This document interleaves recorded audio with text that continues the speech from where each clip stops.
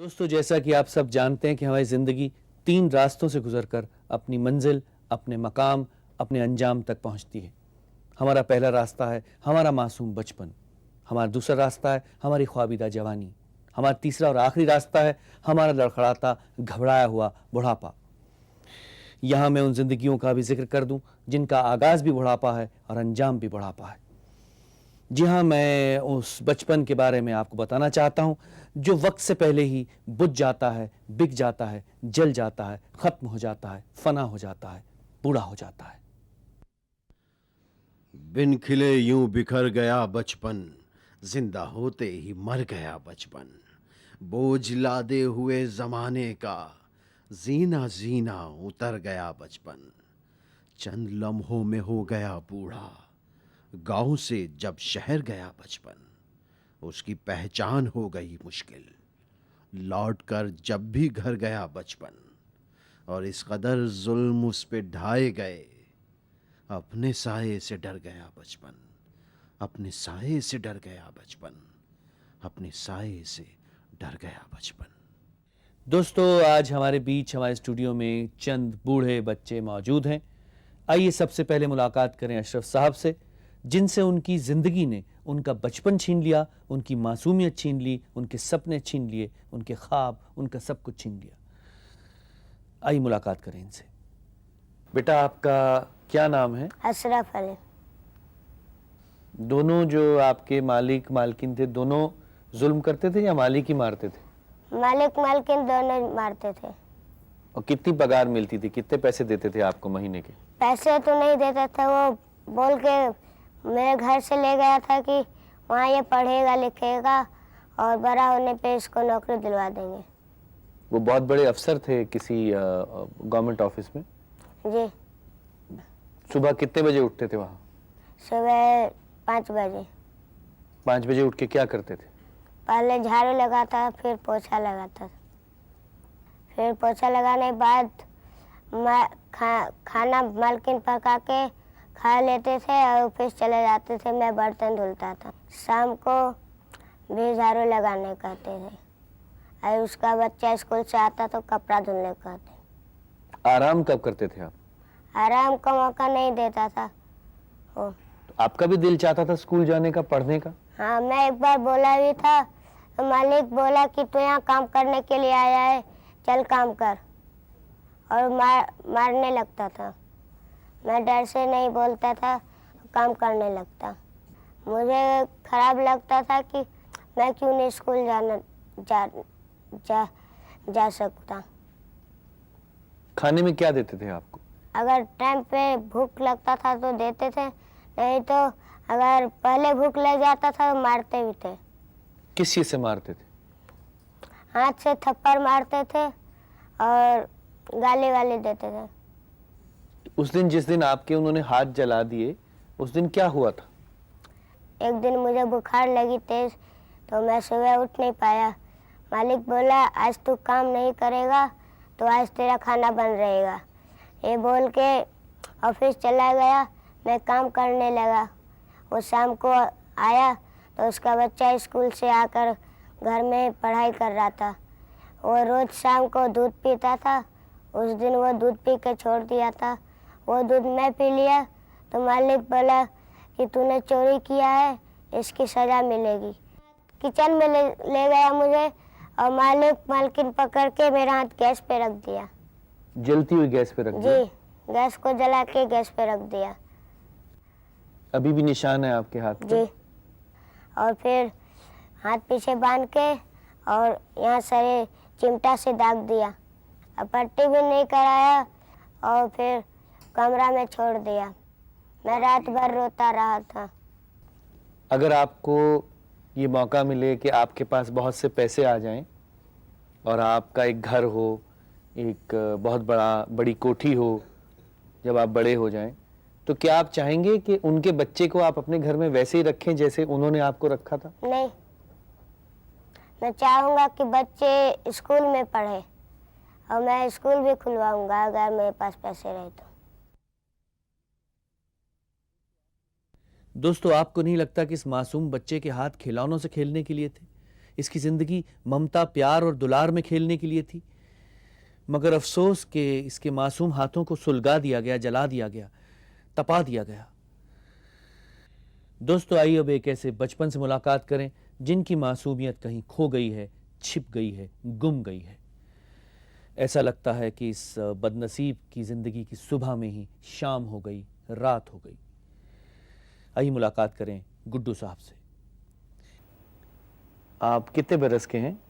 हम जी 10 साल का। 10 साल के हैं। हाँ, कहाँ काम करते थे आप पहले? बाराबंकी कचहरी में। कचहरी में काम करते थे? हाँ, क्या काम करते थे वहाँ? ढाबे पर ढाबे पर क्या करते थे? गिलास, प्लेट, पोसा, चूल्हा, बर्तन झाड़ना और दूध को गर्म करना और देना चाहिए दूसरे के। आपको कितने पैसे देते थे? हम एक दिन उसे मालिक से पैसा मांगा, सबको पैसा दिया। हम कहा कि हमको 5 रुपया पैसा दो, हम खाऊंगा दूसरे दुकान पर। तब मुझे 3-4 थप्पड़ मार के कहा कि चल मेरे साथ घर। तो मैं उसके घर में गया। वो मालिक हमारे साथ बुरा किया। आपके साथ बुरा काम किया? हाँ, तब बहुत बुरा लगा आपको? हाँ, तब बैठ के मैं सोचता हूँ, कभी कभी तो गुस्सा आता मालिक पर। और छोटे बच्चों के साथ भी बुरा काम करता था? हाँ, वो भी मालिक हमारे जैसे और हम बच्चन की भी किया, वो भी तो और बच्चन के ना करे। जब आप बड़े हो जाएंगे तो क्या आप चाहेंगे आप भी मालिक के साथ वही करें? हाँ,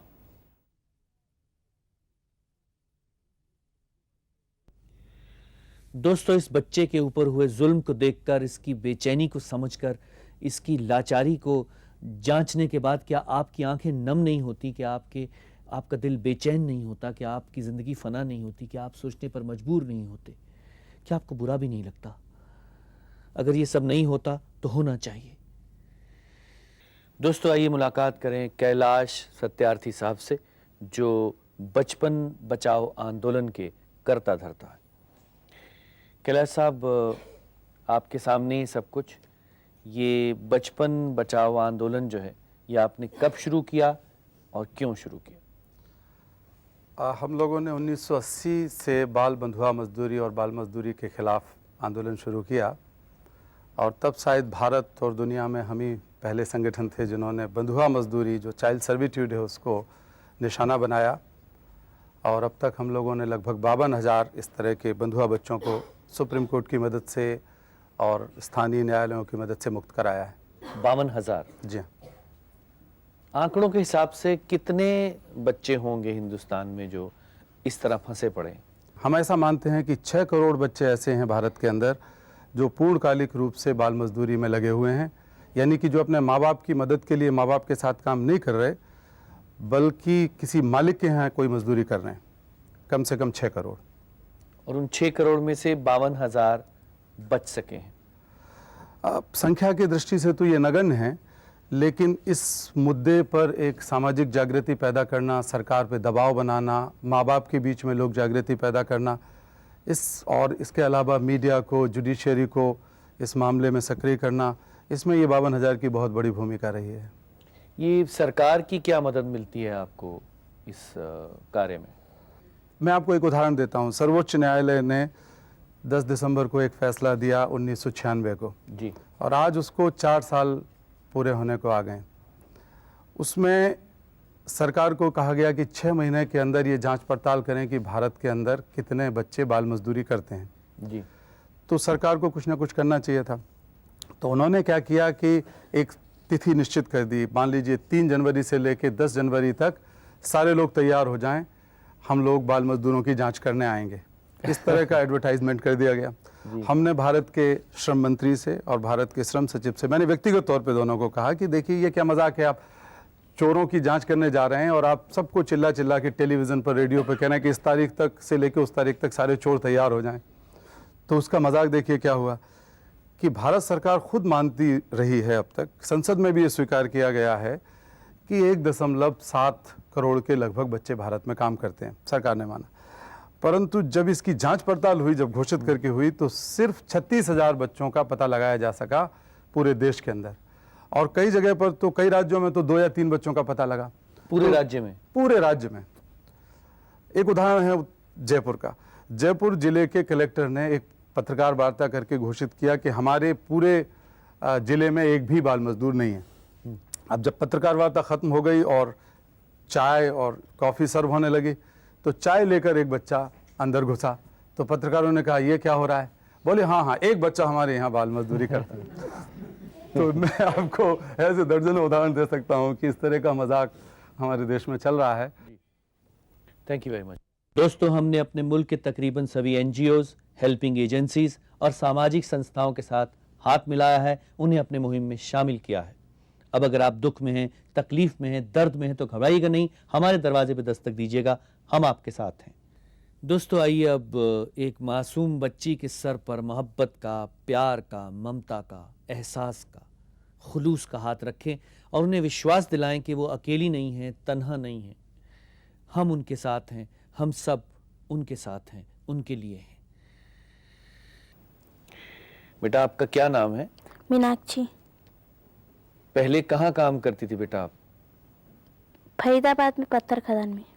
जिस वक्त आप काम करती थी कितने बरस की थी तब? 12 साल की थी। 12 साल की थी। जी। क्या करती थी? सुबह कितने बजे उठती थी? सुबह 4 बजे उठती थी, खाना वाना बनाती थी, उसके बाद में 6 बजे निकल जाती थी काम के लिए। कितने घंटे आप सारा दिन काम करती थी? पूरे दिन काम करते थे। कितने पैसे मिलते थे आपको काम करने के? 15 रुपया। 15 रुपए रोज के मिलते थे? जी। कभी कभी काट देते थे। क्यों काटते थे? देरी हो जाती थी जाने में तो कितने पैसे काटते थे? 5 रुपया काट लेते थे। क्या और तकलीफें थी आपको? हमेशा बुरी नज़र से देखते थे।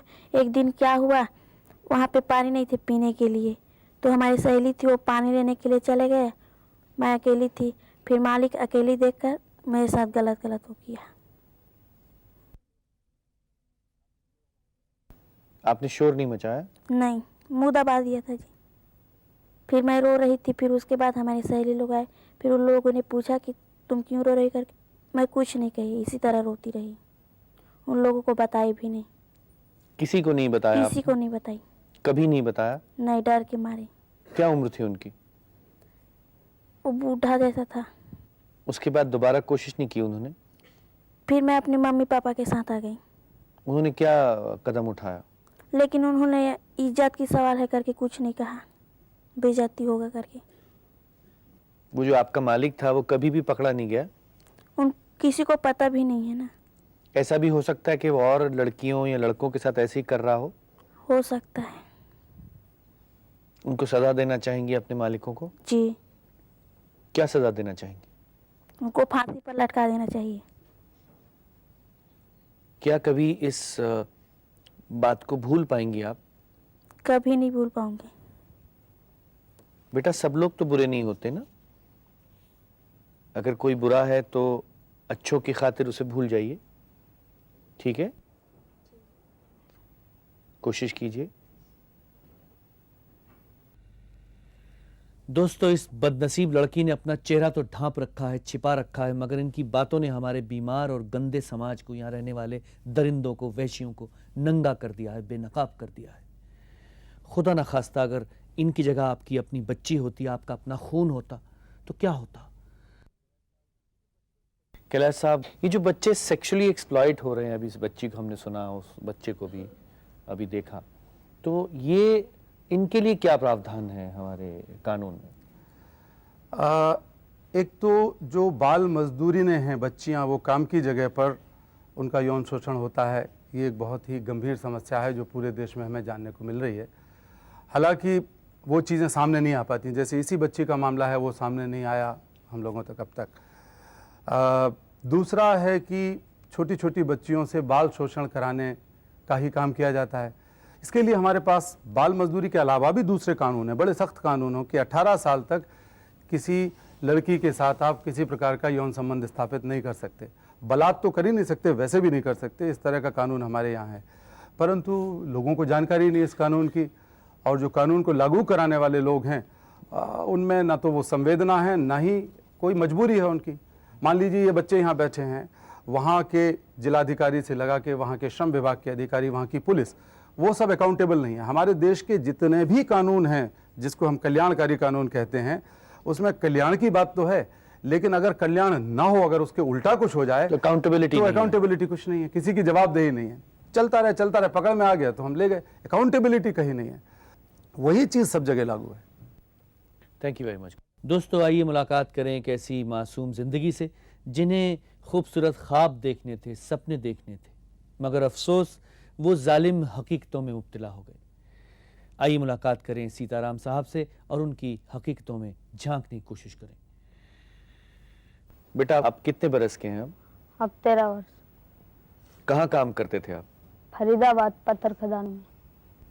क्या काम करते थे आप? वहाँ कत्तल उठाना पड़ता था और गाड़ी में डालना पड़ता था और साइड में लगाना पड़ता था। खाना क्या मिलता था आपको? चटनी पीस के नमक ले जाते और रोटी। ये आपके हाथों को क्या हुआ? हाथों में वही जो उससे पत्थर को छुटाते हैं, फोड़ते हैं बड़े बड़े खदानों को, उसी का वो टोपी होता है जो जिससे डायनामाइट में डालते हैं, उसी से मेरा हाथ जल गया था। तब मेरे को उसके बारे में मालूम नहीं था। तब मैं धोखे से उसको हाथ में ले लिया, मेरे हाथ में फूट गया और मेरा हाथ जल गया। ये उंगलियां कट गई आपकी? जी। बेटा, आपको तो मालूम नहीं था, लेकिन आपके मालिक तो जानते थे ना? वो जानते होंगे, मगर हमको थोड़ा बताया था कि उससे हो सकता है। आपको नहीं बताते थे? आपका भी दिल चाहता है कि आपके माँ बाप के पास बहुत सारी दौलत हो, बहुत पैसे हो, जी। रोब हो, दिल चाहता है? जी। कितने पैसे होने चाहिए आपके पास, आपके माँ बाप के पास? महीने में कितना अगर उन्हें मिल जाए तो आप खुश हो जाएंगे? वैसे जो मजदूरी करते हैं, काम करते हैं, उसका पूरा पैसा मिले, उसी में हम बहुत खुश हैं। आपको सबसे ज्यादा अच्छी चीज कौन सी लगती है? गाना गाना। गाना गाना? किस तरह गाना गाना चाहते हैं? बच्चों के विषय में। गा के सुनाएंगे अभी? जी। गा के सुनाइए। बचपन बचावा भैया मिल के जहानवा, बच्चन के पूरी करा उनके अरमानवा। ये सब बच्चे हवे बागा के फूल भैया, ये सब बच्चे हवे बागा के फूल भैया, इनका दिलावा उन्हें ऊंचे स्थानवा, इनका दिलावा उन्हें ऊंचे स्थानवा। कली का अंधेरा देखो आज प्रकाश है, कली का अंधेरा देखो आज प्रकाश है, कली का गुलाम भारत आज आजाद है, कली का गुलाम भारत आज आजाद है। इतना। दोस्तों, इस बदनसीब मासूम बच्चे के अधकटे हाथ आपने देखे, इसकी बेबसी में झांका, इसकी मुश्किलों को समझा। हमें उम्मीद है कि आप कुछ हद तक इसकी परेशानियों को, इसकी मुश्किलों को समझ चुके होंगे और इसके बारे में गौर भी करेंगे। दोस्तों, आइए मुलाकात करें कैलाश सत्यार्थी साहब से। कैलाश साहब, जब आप बच्चे को लौटाकर और अपने पास लाते हैं तो क्या करते हैं उसके साथ? कहाँ रहता है, क्या होता है? जो बाल बंधुआ मजदूरी का कलंक हमारे देश में है, बाल मजदूरी से भी ज़्यादा जो खतरनाक सबसे बुरी स्थिति है, गुलामी की स्थिति जिसे कह सकते हैं आप, जिसमें बच्चे खरीदे और बेचे जाते हैं, जिसमें बच्चे रात दिन काम करते हैं और कोई मजदूरी नहीं मिलती, जिसमें बच्चे सपने नहीं देख सकते, रो नहीं सकते अपने माँ बाप की याद करके, स्कूल जाने का सोच नहीं सकते। तो ये जो एक गुलामी है आज, जो अभी हमने सुना है बच्चों के मुंह से जी, ऐसे भी करोड़ों बच्चे इस दुखदाई परिस्थिति में काम कर रहे हैं। एक बार हमने एक बच्चे को छुड़ाया इलाहाबाद के पास के एक गलीचा उद्योग से, और बच्चा बिहार के गढ़वा जिले का था। जब हम उस बच्चे को लेके आए तो कोई उसके ऊपर रिएक्शन नहीं था उसके चेहरे पर। बहुत मैंने कोशिश किया कि तुम अपनी माँ से मिलने जा रहे हो इतने दिन। वो भी अपने माँ बाप का इकलौता बच्चा था और पिता उसका मर चुका था, माँ रो रो कर अंधी हो गई थी। तो जब हम उसको लेके गए तब भी नहीं रोया, माँ से मिलके भी नहीं रोया। फिर जांच पड़ताल से हमें पता लगा कि अक्सर अपनी माँ की याद करके रोता था, और इसके सिर में एक बार उन्होंने वो लोहे का एक पंजा होता है जो गलीचे के ऊन को दबाने के काम आता है, वो पंजा सिर पर देकर मारा तो सारा सिर फट गया।